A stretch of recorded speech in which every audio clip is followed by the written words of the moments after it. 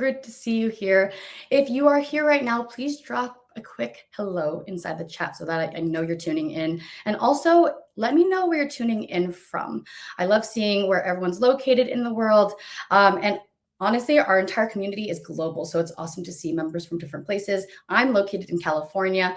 And then also, in addition to letting me know where you're tuning in from, please let me know if you can hear and see me okay. If you can give me an all good in the chat, that would be awesome. I just want to make sure everything's working properly on our end. Hello, Derek. Great to see you from Colorado. Hello, Todd. Great to see you. We have a lot of members inside of the chat right now. So awesome to see everyone here. Hi, Amanda. Amanda from our team is here. It's great to see you here, Amanda. Let's see. I see, Nigeria in the house. Exciting to see Ohio in the house. Welcome. Welcome from Amsterdam, India, Miami. Oh, so excited to have everyone here. Hello, hello, hello. Awesome. Thank you for letting me know everything's all good too as well. Appreciate you all. Okay, awesome. So if we haven't met just yet, my name is Nicole Reynoso, and I am the Client Success Manager on the Authority.io team. Inside of the Authority.io ecosystem, we help experienced professionals and operators who want to turn real-world expertise into scalable education businesses, fast, clean, and without guesswork. And today we have an incredible story for you with our very incredible member who will be sharing her journey since enrolling. And so what started as early traction and a lot of moving pieces turned into a highly refined premium education business built on clarity, specificity, and real transformation. And so if you're watching right now and you're also an Authority.io member, please drop a note and just give a shout out. I would love to know if you're tuning in here supporting Christine, one of your fellow members. I really do love seeing the community show up for one another, which is really exciting. Awesome. I see another Californian in the house too as well. And then again, please be sure to either subscribe if this conversation is resonating with you and hit the like button if this is landing for you. There's going to be a lot of gold happening on this specific case study. You're going to get an inside perspective behind one of our fellow Authority.io members and her journey. And so I am really excited to bring her on in just a second. But before we do, I really want to kind of set the stage for you, okay? And so today's case study is a perfect example of what happens when you stop guessing and start building with a proven methodology. Okay, so let's get into it. And so before stepping into Authority.io, Christine already had what so many people think they need before they start. And so she had deep experience, she had real credibility, and she had a successful career in data, in tech, okay? But even with all of that, there still wasn't a clear business model behind her expertise. There was no scalable offer, no clear path to follow for how to bring her knowledge to people who needed it most, and no strategy for turning what she knew into something bigger than her job. And so then through the Authority.io method, everything started to shift. The idea became validated. The offer became clear. The path to scale became simple, okay? And so what turned into a focused program helping aspiring data analysts land jobs and change careers with a clear transformation, a defined process, and a model to build to grow beyond trading time for money. And so now she's launched multiple cohorts, worked with nearly 300 students, helped analysts transition into real data roles, and stepped away from her full-time corporate position to focus on this work in such a big way, okay? And so this is such a powerful example of what we talk about in Authority.io. You really don't need more credentials. You don't need more years of experience or a bigger audience even. We have some members that start at 0, okay? And so you really just need the right model, the right positioning, and a clear path to turn your expertise into something scalable. Okay, so we're going to break down exactly how that transformation happened, what shifted, and how Christine turned her experience into a business that creates real impact. If you are excited about bringing Christine on, please give me an excited. I'm so excited to share her story and have her really share what that looked like from the before to the now, okay? And so give me excited in the chat. And you're, again, about to hear exactly how that transformation happened step by step directly from Christine herself. So without further ado, let us bring Christine on. Christine, welcome, welcome, welcome. Hi. I'm so excited to have you here today. Thank you. Thank How you, are you Nicole. doing? How are you doing today? And thank you to everyone in the chat as well for the warm welcome. Really appreciate it.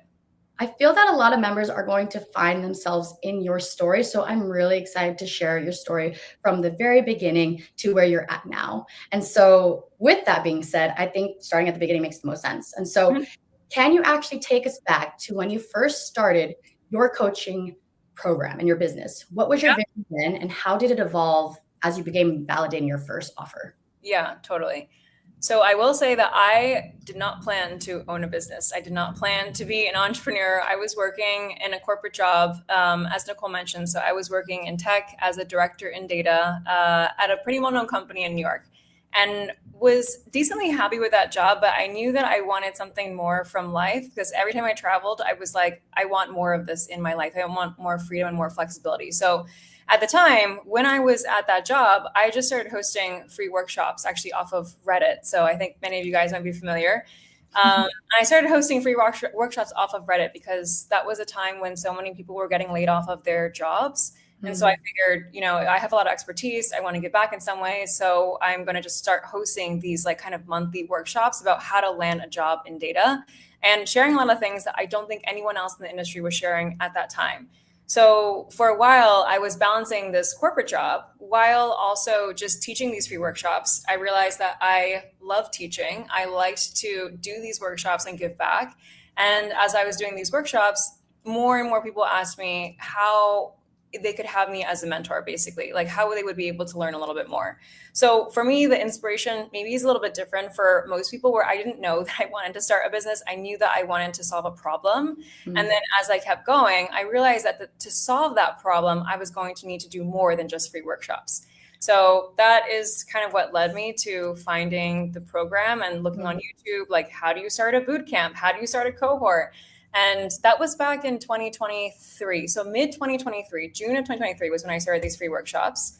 A few months later, I launched my first cohort. So I basically was making like revenue from the program within 2 or 3 months of starting these free workshops. And then in early 2024, I quit my job and then I went full time. So it was like 6 months from having the idea to implementing the first two cohorts and then leaving my corporate job to do this full time. That's beautiful. And truly, I think that's such a powerful note in terms of seeing the timeline just from an aerial perspective. And kudos to you for making this your full focus and being able to say goodbye and part ways with that corporate job. So first and foremost, amazing work. I'm really excited to talk about that. And that leads perfectly into your offer. And so I'm curious, can you tell me about your signature offer? Yeah, definitely. So our program is a 3 to 5 month part-time mentorship program. We help working professionals and aspiring data analysts transition into data. And I don't know how much people really know about the data world today, but the job market in general, with what's happening with tech and AI, has been very difficult for people to land jobs in general. So we help people land that job with strategy, clarity, and confidence, and also succeed once they're actually there. So learning the standout analyst traits that make it so that once you're there, you feel confident, you can get promoted, and that you can succeed in the longer term of working in data in general. I love that. And I'm curious, how did that offer come to life? I know you've talked about your experience in corporate, but how does it align with your own story and your mission? Yeah, so at that time, I had been working in data for about 8 years, I would say, and I saw how much working in data had changed my own life. So for me, working in a corporate job for a while did give me a lot of financial stability. It gave me the ability to work remotely. So I was able to experience a lot of different lifestyles, I think, actually because of this job. And I was very grateful for that. And I wanted to see other people be able to find the same things for themselves. And so in the beginning, this boot camp started with just learning technical skills to be able to land a job in data. It was basically a coding boot camp. So teaching these analyst skills. But then as the job market evolved, as I saw people basically change their lives from learning these technical skills, I realized that it could be a lot more than just learning how to code. So learning how to, write SQL basically. Yeah. And is that people could make a lot more change in their lives if they also acquired other analyst skills like communication, critical thinking, presentation skills, the ability to make judgments on data in a more advanced and nuanced way.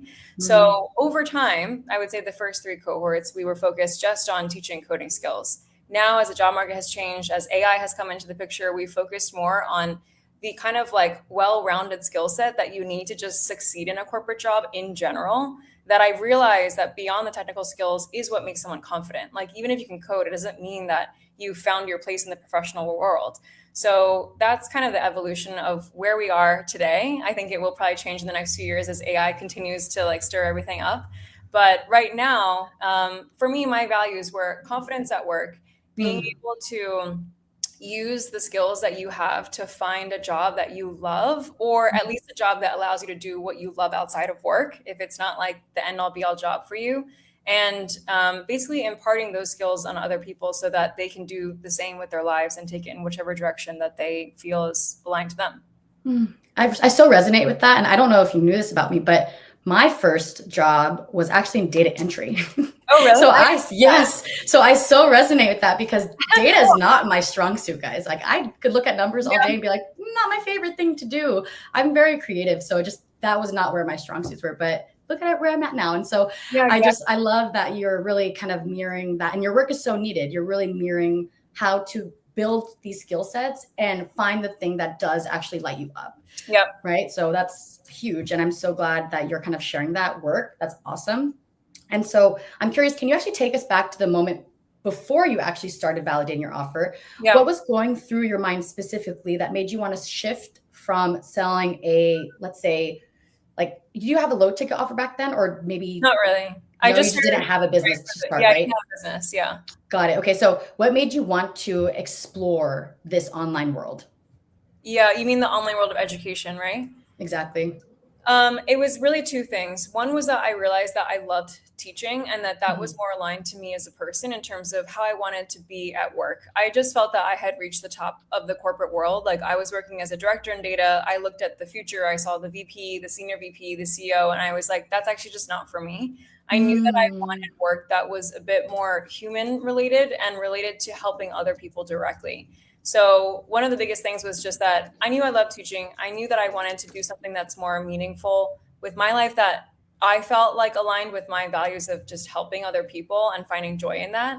And then the other side was more so for my own lifestyle. I wanted to be able to take off of work for my mom's birthday and like not have to ask my boss. Or I wanted to, if I was traveling to Paris, let's say, or going somewhere, to be able to spend the morning going to museums and then working at nighttime and not ask anyone for that.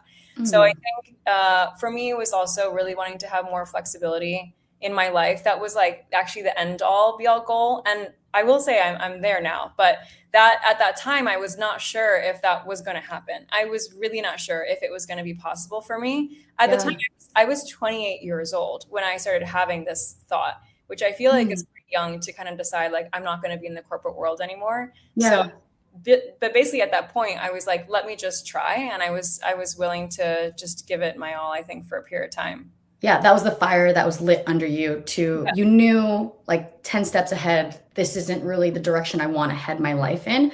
And I think that's really powerful you say that, because and I'm curious for everyone listening right now, is anyone here maybe working in corporate, maybe working in the tech industry? If you are, I would love for you to raise your hand in the chat. Like, I'm curious if this is landing or resonating, especially at the beginning stages of Christine's life, because just to dig a little bit deeper there, what did your life look like back then? If you had to go back to the corporate world, because I can tell you, I used to work on the weekends, and I remember being a little bit like I was a stress ball. I was a stress ball back in the day, working the weekends. And Monica can totally relate. She says, me, that was stressful. So I'd love to hear from you. What was your lifestyle like back then? Yeah, so there were times where I was working 5 days a week. There were times where I was working 7 days a week. But I remember that I was basically always tethered to my laptop. And I was always tethered to Slack, which I think a lot of tech workers can relate to. Like that sound, like the Slack click, is basically something that made me realize I'm like chained to wherever I am. And so I'm not going to lie, like there was a period of time at my job at Vimeo where I did love my job. It's just that I knew that I wanted to be able to do what I love on my own terms, which is a lot to ask for, but I was willing to just check it out and see if it was possible. So at the time, there were definitely times when I was working 6 days a week. There were times where I was working 4 days a week. But the thing for me is that I would spend so much time on meetings, so much time on Slack. And then at the end of the day, sometimes I would be like, did I really do what I wanted to do? with Mm. that time. So I think that's when those questions started popping up back in 2023, which is why I was motivated. But yeah, there were times when I was like, this is so stressful, I can't do this anymore. And there were times where it was not that bad and I was tempted to stay. But at the end of the Mm. day, I think that I was still curious about like what another lifestyle could look like for me. I completely relate to that. I think because I remember back when I was working um, data entry, I didn't really see the sun too much unless I would go get myself a drink, like a coffee. But it was pretty rough. And so I am so happy that you kind of had that little inkling to explore your options. And that's kind of what led you to us, which is really exciting. And there's a lot of people resonating with your story back then too. So thank Yeah. you everyone for dropping your thoughts in the chat. It's so nice to feel like and understand we're not alone in this. So Yeah, I think I totally. could not relate. Okay, I'm curious, Christine, what was the biggest difference for you when you began testing and validating your offer using the Authority IO method? Mm-hmm. So, and thank you, Monica. I just want to give you a shout out. It's really nice of you to say that you've been following for a while. I appreciate it. So before the biggest transformation before and after. So there's a few different aspects. So one is that I didn't have an audience. I was not a social media person. I was not on YouTube. I wasn't really on LinkedIn, Instagram, or any of that kind of stuff. So I didn't have any kind of offer. I wasn't making any kind of money on my own to begin with. The first time that I launched my program was through the Authority IO blueprint. And I do think that that really shortcut my progress. Like it really just catapulted me right to the right way to do things. So, and this is the timeline. So April, May, June of 2023 is when I was running the free workshops, right? July and August, I think, was when I launched the first cohort. And the launching the first cohort was through the Authority IO blueprint, like how to actually do that, how to actually get people. And again, didn't really have any followers. I was basically on Reddit. And then from there, when the first cohort took off and second cohort took off, then I was teaching part-time and then also doing my and then also doing my typical job part-time. Yeah. Yeah, that's a lot. It's a lot to carry. And I think, and just for context for everyone here, the Authority Blueprint is a specific tool that we've built inside of our program that really hand delivers you your exact ideal client avatar in a 16-page guide, truly telling you exactly how much you should charge with an explanation as to why. Just based on answering a few different questions. And so it's really powerful. And I highly I could not say enough good things about that tool specifically because it really did shortcut the path for you in getting this validated because you didn't have a business beforehand. And I love that you said, and re-emphasize this, you said you did not have socials. You didn't have many people following you to start, correct? Like, did you have any followers on YouTube, Instagram, or Facebook at the time? I had my family and friends following me on Instagram who I emailed all to say, hey, I'm starting this boot camp. Please send the word out. But I love that. I love that so much. I love that so much. And you made your return on investment quite quickly, right? Yeah, I'm almost positive you definitely. did. I mean, when I launched the pop, and this was kind of a life-changing moment for me, honestly, when I launched the pop so the first cohort, to fill the first cohort in 3 days, which earned me as much as I typically would have earned in 3 months in my corporate job. And I did that within a few weeks of starting with Authority IO. So the return on investment, more than like making back the cost of the program, it was that I was earning like 3 months worth of salary within a few months of starting with that blueprint. I know some people were asking how did you get people to sign up for the first cohort? It was through that blueprint, which is basically explaining how to get the messaging out without an audience. I did have some people following me on Eventbrite, like maybe 100 people following me on Eventbrite from those workshops. But my cohort was like 17 people, I think, who all trusted me enough through those workshops, through the conversations I was having with them with that blueprint to be able to help them see how I would help them. And the life-changing moment for me was that I sold the first cohort without having built the cohort. So the materials were not there. It was an idea. And I knew I was going to execute on it, but the conversations I was having was about what I was going to deliver, even though what I was going to deliver was not built out yet, because it was going to be built out week by week with the feedback of the people who were doing it with me.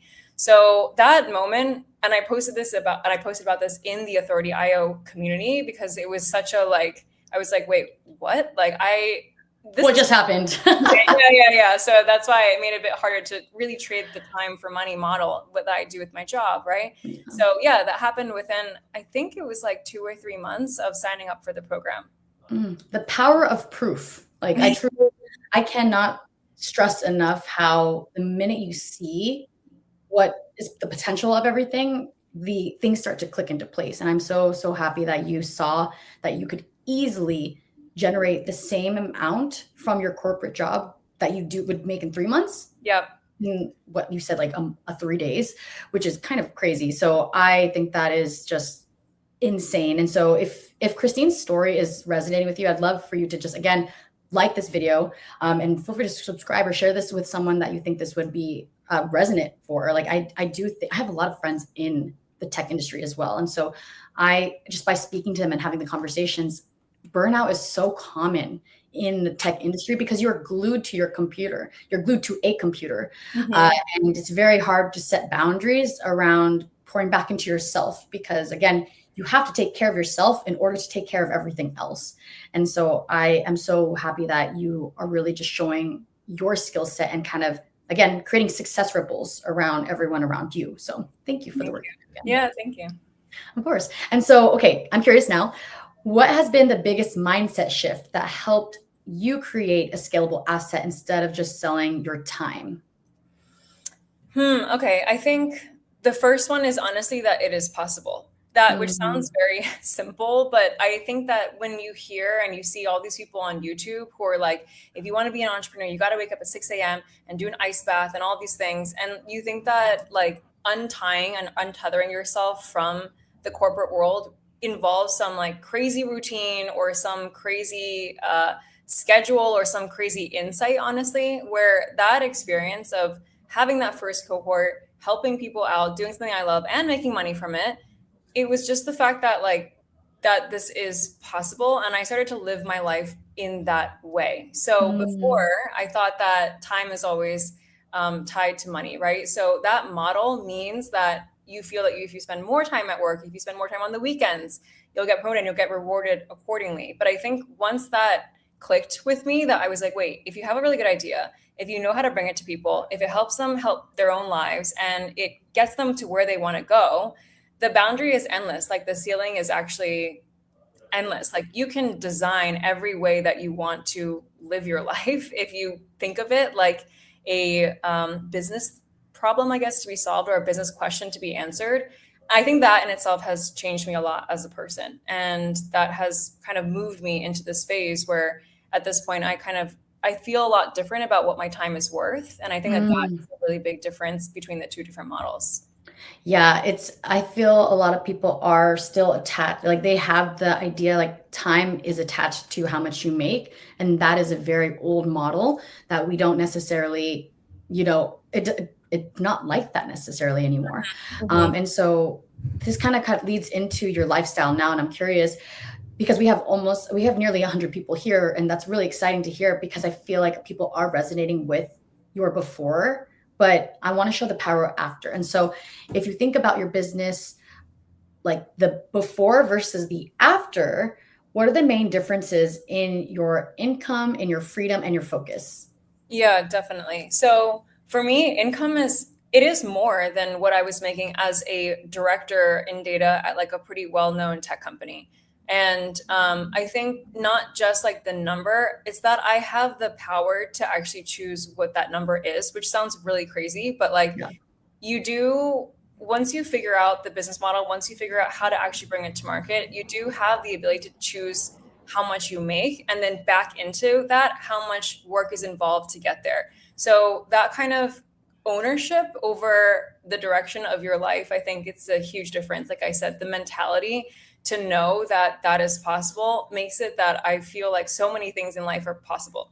So that is one thing. And then for freedom and flexibility, so those are the two most important things for me, that I knew that I wanted to travel the world and I didn't really want to be called to an office 5 days a week. That was a really important thing to me. So now, like now with the business, I'm full-time working with my own program. It means that it's very simple things. Like I think the spectrum of freedom, there's many things along that spectrum. So one thing is like I don't have to ask to take vacation off for my mom's birthday.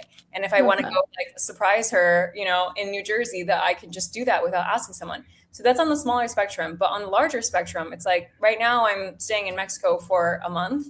And then after this, I might go to Colombia and do some hikes.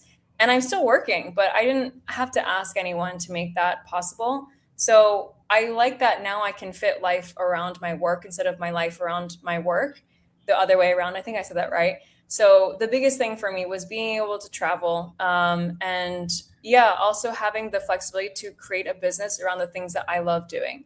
So Yeah. any job, I think, will have things that you don't always love doing. There's always operational stuff, scaling stuff that you might not like. But for me, with the business, you get to bring other people in to help with that. So I focus on what I love, which is teaching and mentorship. And then I have other people to focus on the things that I'm not as good at. But I think in a normal job, it's a little bit harder to do that, right? To outsource those things that you don't like. So I do feel that I spend most of my days working on things that I find fun, which I think is like the ultimate freedom in life. Yeah, it's like a job that I don't really want to retire from. Aw, yeah. I mean, there's beauty in that too, because I love what you shared about your you're kind of molding your life not around your job anymore. Your job just fits into the places of what you do for fun. And you Mhm. again, you're looking at it from a place of I enjoy doing this so much. It's something that it comes to you're playing to your strengths, really. And so I so appreciate that you're being honest about that. And then also the fact that travel is something you value and you Mhm. enjoy traveling. So you make an effort to carve out time to travel. Yep. And I mean, it's not easy for everyone to pick up their work, the things that they do every day for work, and just be able to travel. I know that that's not common with every career path. So that's a huge Yeah. asset for sure. Another thing I will add to that is right now, like at this phase of my life, I'm in a phase where I really want to travel. In the future, there might be different phases where, like, if you want to have a family. So I Yeah. think that that control or that ownership over how work fits into your life is like invaluable. So, right now I'm pulling the lever because I want to travel and I want to see the world. But in the future, it might be something like finding a way to contain work to a certain time so that you can have a family or so that you can like take care of your family members back at home, for example. So yeah, it's like that longevity with being able to figure out the shape of work in your life is super important to me. And I think that that's one of the biggest things that has changed for me since learning the framework in Authority IO and actually following that and getting to where I am now. Yeah, there's a lot of power in looking long term and understanding. Like you're wise beyond your years because you kind of had the foresight at 28. Like, I don't know if I want to have their life. I think I need to pivot a bit just to take steps towards the life I do want. And so, kudos to you for that. And Thank you. and also for anyone here, if this is resonating with you, and maybe you're at the point where you don't necessarily need more information, you just need a proven method to be able to turn your expertise into something that's actually scalable, structured, and premium, then again, I just want to emphasize that's actually what we do inside of Authority IO. And if you are interested in having a conversation with our team, then you can apply at authority.io/apply. And I have that on the screen for you as well. Okay. So again, going back to your story, Christine, I think like the biggest indicator and the biggest thing that made the shift and the change for you and brought results would be that clear framework. And so I'm curious, how important was having that blueprint and getting your offer validated and ready to scale?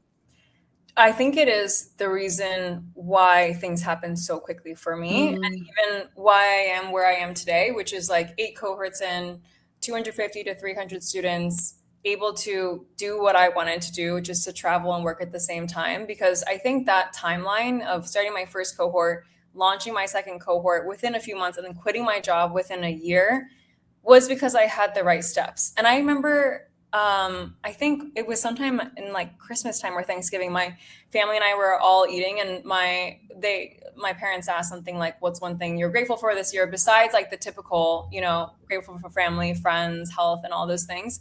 Yeah. And I was like, honestly, I'm grateful that I signed up for this program because I think, Oh. yeah, I think it's gonna change my life. And this was like at a Aw. Thanksgiving dinner with my parents, but I think they understood that it was because it gave me like a step forward to be like, well, at the end of this, like this is what your life and your work could look like. So honestly, I think it has been invaluable. I think it's a really big reason why within the first year things happened the way they did, because I am very aware that without the right steps, it could have gone a different way. I could have worked very, very hard for 2 years and maybe not made it to 8 cohorts or not found the right students. So I just think that it's like, if you don't want to waste your time, you're basically buying your time back. So that was something that, yeah, I mean, I think it was really a game changer for me to be able to find the program in general. Time is our most valuable asset too. I cannot, like, I think a lot of people who are trying to figure this out do it in a way where they're pulling puzzle pieces from different sources and Yeah. just doing it on their own. But again, you're sacrificing doing it in a very efficient path, which is what Yeah. we do here. And so I'm so happy that it took you, a matter of months to get this validated versus 2 years, which again, very common. And I think what I hear from a lot of our members is, I just honestly wish I could have enrolled sooner. Yeah. I wish I found you guys sooner. And I'm grateful that we were the thing you were grateful for on Thanksgiving. What a kind note. That's so sweet. I'm curious, looking back, what part of the process do you think made the biggest impact for you? There are two milestones, I would say, that are super important that I think could have gone a different way if I hadn't done these two steps. One was doing ICA interviews. So doing interviews with people to validate what it is that they want to see and what they're struggling with. That was really important because I think a lot of times when people think of product market fit, they think that they know the answer because they've lived through a certain situation. And I think I thought that I had a curriculum in mind. So I basically had a program in mind. I was like, this is how I'm going to build it. This is what I'm going to do. Because I actually already had been a teacher at another boot camp. So in my mind, I had all the things that I wanted to improve about that boot camp to make a new version. But when I did interviews with people with the framework from Authority.io, knowing what questions to ask, knowing how to pinpoint what it should look like, the way the program should be designed based on their input, the curriculum that I had originally designed was flipped. So the order in which I was going to teach things, how I was going to teach it was like flipped. Basically, it was basically backwards. And if I had delivered that first curriculum, I mean, I think it would have been okay, but I would have had to really shift things like every single time. But I kind of got it right. Like the foundation of the first cohort is maybe 60, 70% of what we still use today, 2.5 years later, with some evolutions, obviously, from what's happening with AI in the job market. But yeah, like I think doing those interviews made it so that the thing that I built the first time was pretty spot on, and it helped people get to where they wanted to go. So that process, which I guess we call like validating your ICAs or doing ICA interviews, was very important, very enlightening, very eye-opening, surprising. And at the end of it, I was a bit tired, but I was also like, thank God I did that. So then the second thing was also the sales process. Knowing how to sell. So learning how to sell, learning how to do it in a way that's also not cringy and not super salesy. Like I was like, I don't really feel like selling my program. I just want to teach people. But learning how to do it in a way that helps you make a connection with someone and helps you dig deep while staying honest with them, I think was really important. And that sales process that we learned is what carried me through like the first like 4 cohorts, right? So the whole first year of the program. So I actually am curious to hear, like, before you, I'm just curious because I so relate to that. And I'm curious if anyone here can relate to that in terms of sales. Like if sales feels icky for you, put sales in the chat, or maybe sales is icky.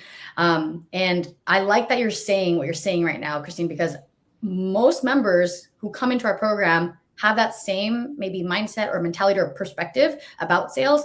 But in going through the method and the framework, you kind of have to shift that perspective, and we show you how to do it in an authentic way, and also look at sales as an act of generosity.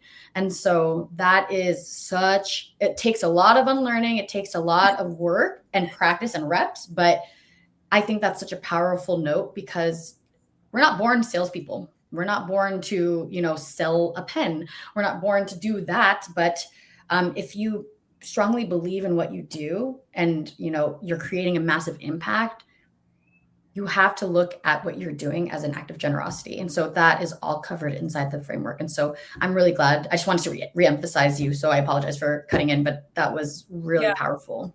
Yeah, totally. Nicole, do you mind if I answer Jiang's question as well? Because I think it's a really good question because we were talking about the before and after of, when you're working in a corporate job, and then after, when you're out on your own, isn't it scary either way? Like, what is the benefit really of being on the other side? I think it's just a really good question for everyone who's like thinking about starting their own thing. So the way I think about it is that if you're working in a job or in corporate, the uncertainty is not within your control.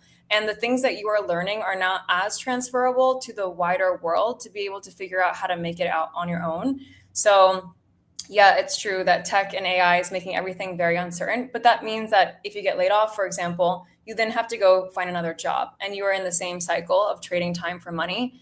In my situation, there is uncertainty because there always will be in life. There might be some times where we have a little bit less students who enroll, or the YouTube algorithm changes, but the skills that you learn by starting and succeeding in your own business means that the uncertainty is within your control. So my confidence does not rely on being employed. My confidence relies on knowing how to learn new skills. And I think that is really what starting your own business does for you. And having a framework really helps because you accelerate that process. So it's that there are uncertainty on both sides, but I feel more confident in my ability to manage and work with this kind of uncertainty, because I know that I can always change things, iterate, and learn if you also have people on your side to be able to find a way through that uncertainty, compared to if you get laid off and then you go back to the same job. So that's kind of the way that I think about it. I know it's very different for everyone's situation, but it's just like a question that I've had to think about a lot as well, obviously. That's gold. Honestly, you do put the power in your hands. The control is in your hands. And so I really like that you addressed that piece, just because I can see both ends. And I like that your perspective is more so, I feel more confident here because I have the skill set and I'm continuing to build upon my skill sets. It's a growth mindset, really. It's really not letting yourself be stagnant in what you know and being able to share that with others. And so thank you. I'm hoping that's helpful. Oh, awesome. Thank you for that confirmation. I'm so appreciative that you also confirmed that was helpful for you as well. Did you have anything to add about what was helpful in the framework? Any processes that made it really impactful for you while you went through the Authority IO? I think also, besides the ICA blueprint, so basically how to validate your offer, and then also the sales blueprint, so how to connect and sell your program in a way that isn't super cringy. There's a lot of things, actually. Number one, starting YouTube. So learning how to start a YouTube channel to bring in more students. And then there was another thing. Oh, just having a community of people. So it's not like one module, but having other people to learn from. There are many times where I watched calls with other people where they recorded their own sales calls. They recorded their own problems and challenges that I was going through as well. So it just really cut down the guessing game for me, all of those things together. Yeah, community is everything. And I truly feel like, especially in this online world, it can feel very isolating trying to do this. And again, figure it out on your own. I worry for the people that try to figure it out on their own, because again, the way I like to think of it is we are ultimately the puzzle masters in that one specific puzzle. And, you can easily take puzzle pieces from every different source and try to figure it out on your own. Why not finish the puzzle in an efficient way by going straight to the source and learning from the expert that has done it themselves, right? That is the way I look at it. And so I do appreciate when people sometimes it takes some trial and error to learn that, but I do find that going straight to the source always reaps rewards, because you're getting back your time. That is something that you can't get back. I mean, if someone and many people have done it before you, why not ask them? That's kind of the Yeah. mentality that I've also acquired over the last years. And it's also part of the mentality that I have with my students, which is why they even enroll in the program, which is like, we've helped so many people cross this line, cross this bridge in their lives. Why not go to someone who sees it over and over again? And the same thing with the Authority IO program, same thing with all the programs that we build as well, which is basically just to get someone to the other side of where they want to be, knowing that you've done it for many people before and can do it for them too. Yeah, I completely agree. And there's so many good questions coming into the chat. I'm actually going to save them to the very end. We're almost near the end here, but I want to make sure we do save because I see a lot of great ones there. But Christine, I'm curious, what would you say to someone who maybe is on the fence about validating their idea before building it out? Why is that step so crucial? You need to do it. I have so many entrepreneur friends who also will ask me questions. I'm going to build this. And I ask them, I'm like, have you done interviews? Have you done, how many interviews have you done? It is just, it's so important because you're building something for other people. If you don't ask them what they want, you are building it for someone who might not be them. And you're going to put in so much energy into building something, months. Like it takes months to even build, I think, like a workable beta, a few weeks at least, right? And you want to get it really good on the first few times. So if you're building something for other people, whether it's a program, a product, a process, a service, the people that you're trying to serve will tell you exactly what they want. And so it's going to save you a lot of time. It's going to save them challenges as well if you can meet in the middle and ask them these questions to be able to really pinpoint what it is that they're looking for. And that also basically guarantees that if you deliver that thing, you are successful, right? If you deliver something that they haven't asked for, people were like, okay, thanks, but it's not really what I'm looking for. So I just think it's really important to have that connection with the people that you're building something for in the first place. And get the framework to basically do it the right way by asking them those questions and knowing what it is that they're looking for. I like to think of it as like short-term pain for long-term gain versus long-term pain for short-term gain, which if the long-term pain would be, I'm going to just build it all out, like without really validating the idea and just hope it works. And then you hear crickets versus you actually have to do the work and follow the framework that we teach you, which is not easy. I will I'm sure you can attest. It's not easy. It's not fun. It's not sexy. It's actually really challenging.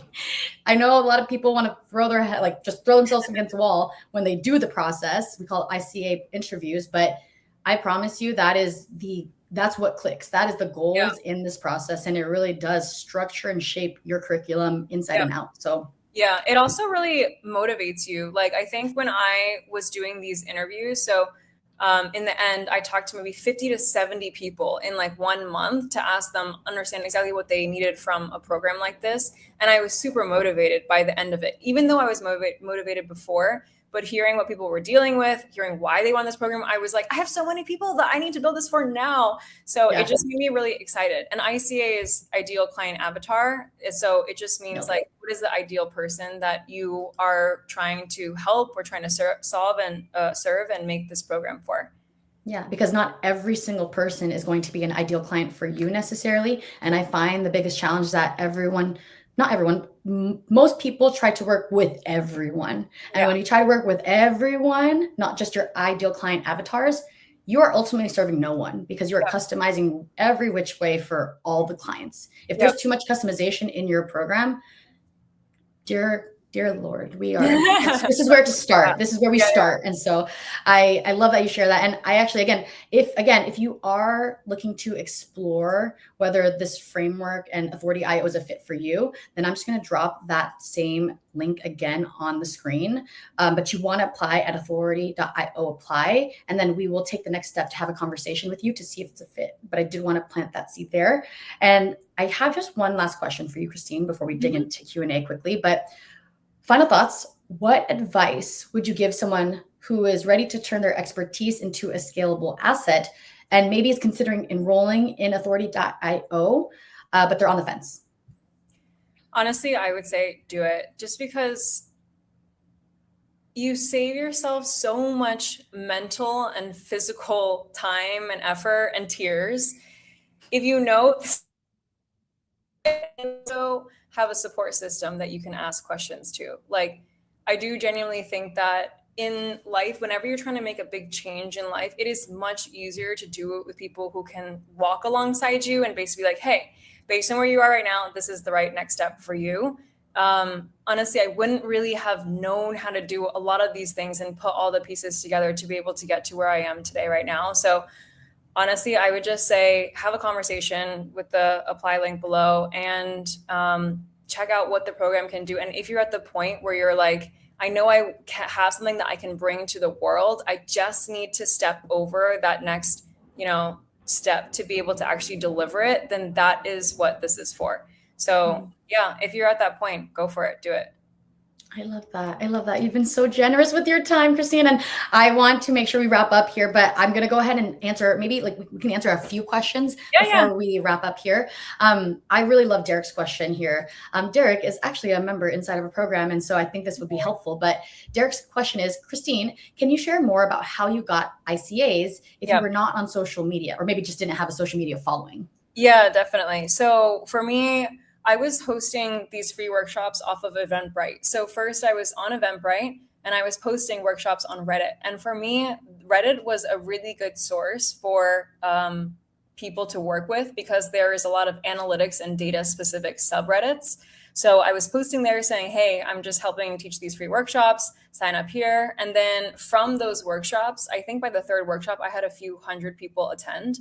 So in those workshops, I would basically say, hey, if you want to have a quick conversation with me to understand, what kind of program you would actually like to see from me, then sign up for a call. And so for me, it happened Reddit, Eventbrite, workshops, and then having people sign up for calls from there. And I also did a lot of manual work in the beginning. So I reached out to friends, I reached out to family and said, do you know anyone who wants to transition into data? Can I speak to them? So like 80% of it was from the workshops, and then 20% were from friends of friends or some of my other network. But again, it wasn't Instagram. I don't even think I posted on LinkedIn or YouTube or anything like that at that time. Yeah. And I love that you didn't have a big following, because I think a lot of people assume you need a big audience, but in our framework, we actually don't recommend you lean on your existing audience, because that doesn't teach you the skill set on how to convert people who don't know, like, or trust you at all onto your list. And that is the skill set, the muscle that you must learn in the very beginning of our framework. So that is a massive step. And that's probably the biggest piece here. Okay, so Monica asked, wondering how you managed master classes and ICAs at the same time. I'm feeling a bit overwhelmed, and I love the transparency, Monica. Yeah, okay, so I'm not sure if this means master classes and teaching workshops or like work related stuff or doing interviews, but I'll just speak about the balance between different like life components in general. So there is a period of time where I was working maybe 2 jobs at once because I was doing my corporate job and then I was also building this boot camp. But my plan was to not have that be the case anymore after like 6 to 9 months. So Monica, I guess my mindset is that there is a time and place for balance, and that I knew that for a period of time, life would be a little bit imbalanced so that I could have the ultimate balance later on. So for 6 months or so, I was working 5 days a week at Vimeo. And then after the job, so every day when I left work, let's say at 6 p.m., then I would switch to working on the bootcamp. So I was doing data from like 9 a.m. to 12 a.m. every day, 5 days a week for a period of time. But I was loving it, actually. That was one of the most fun phases of my life. I was a bit overwhelmed, but I was having a great time because I was doing something that I wanted to build and I knew it was for myself at the end of the workday. So yeah, 5 days a week working at Vimeo. Then after work, I also worked 5 days a week on the bootcamp, maybe here and there on the weekends. And then that was maybe for about like half a year to 8 months. And then at a certain point, then I left the Vimeo job and it really opened up the ability to just focus on one thing. So like if you're feeling overwhelmed or you're feeling like, oh my God, how am I going to handle this? I have felt that throughout this entire process, but it was always quelled by the fact that I knew what to do. So I think the overwhelm of being like an existential overwhelm, like I don't even know what to do, is much harder to handle than thinking there are so many things to do, but I know what to do. So I was more in the second bucket. And I think that's what got me through.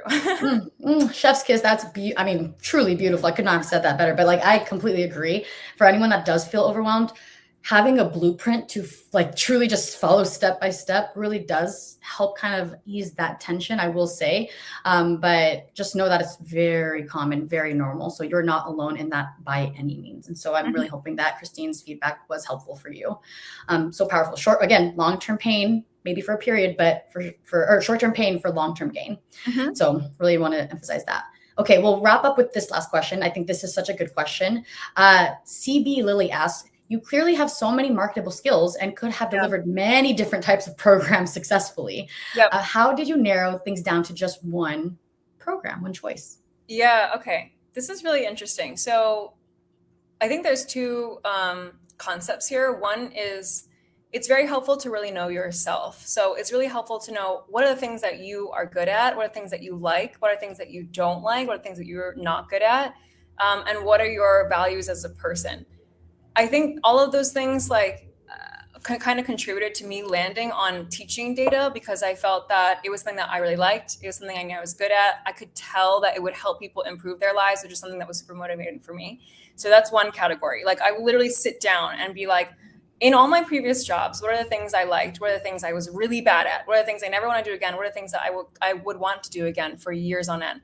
And I asked myself this question, like if I had to teach or help someone with something for the next 5 years of my life, like what is my gut instinct there? And for me, it was like to help people get a better job that they like. So that's one thing. And then the second thing is this concept of ikigai. So it's I love ikigai. Ikigai. Okay. So it's like a Japanese concept about your purpose for living. And it's basically a combination of what you love to do, what the world needs, what you can get paid for, and what you're good at. And so I thought about that a lot. Like it took years in the back of my mind to think of, okay, what would I teach if I were to not do a corporate job at some point? What would I do? But I just had that idea simmer. And then throughout my life, in my late 20s, I was always thinking about this. I was like, okay, what do I like to teach people? What can I get paid for? And I cycled through a few things. I tried to teach photography. What else did I do? Like I tried many different jobs and then I kind of landed on this one at the end. So it is a personal journey, I think, to figure out like what it is that you want to teach, but you can brainstorm, you can write things down and get more clear on it and experiment. When you have conversations with people, if you're like, let's say we're to help you get a new job, and then you having that conversation versus let's say I would teach you photography and you're having that conversation, you can kind of compare how those two things feel and then see which one sticks with you more and be like, okay, this is what I would want to keep doing more of. So good. And I actually read the Ikigai book, so I completely know what you're talking about. And I love one of my favorite books. I recommend it to everyone. But I know there's so many people resonating with not only your story, your kindness, your generosity. Like you've been so kind. Christine, thank you so much for sharing everything and being here today. Like, I think that's a perfect place to wrap us up. And so I just want to say thank you from the bottom of our hearts for sharing your journey so openly and also giving us like a behind the scenes look at your journey from the very start to now. Your generosity has been amazing, not just only in sharing your wins, but the lessons you've learned along the way too, because I know that's going to 1000% inspire others who are walking a similar path. And so again, if you're walking a similar path as Christine, maybe you're even just at the place at the very beginning and you're just interested and intrigued and curious about learning more, again, please like or subscribe or share this with someone who you think this will resonate with. Just take a moment to drop this in the chat for them. But it does take courage to share this kind of transformation. And so we are so grateful to have worked with you, Christine, directly. Like it's been wonderful working with you. I did say this to Christine privately, but I was like, I wish I could just copy and paste you over and over again. Like, I'll be honest, I love you. And so again, we're just so proud of the work you're doing, not just in your business, but also in lives of everyone you're supporting. And so again, success ripples. And I'm so proud of you doing the work you do. So thank you so much, Nicole. And thank you to everyone in the chat as well for all the kindness and shout out. Thank you so much. Of course. Okay, I'll wrap it up here. For anyone, again, that is even interested in having a conversation, maybe this is like lighting a fire under you. Maybe this is the conversation that you needed to hear on your end. Again, that link is authority.io/apply. If you'd like to even just have a conversation about what we do in Authority.io, okay? And so other than that, we can wrap it up here. Any final words, Christine, that you'd like to leave us with before we hop off? I mean, one thing I would say is like, even if you just have an idea, but you're like, I'm not sure I'm the kind of person who can do this, or I'm not sure I have it in me. You do, because I was that person as well. I was someone, I was like, I don't have any business sense. I could never start my own thing.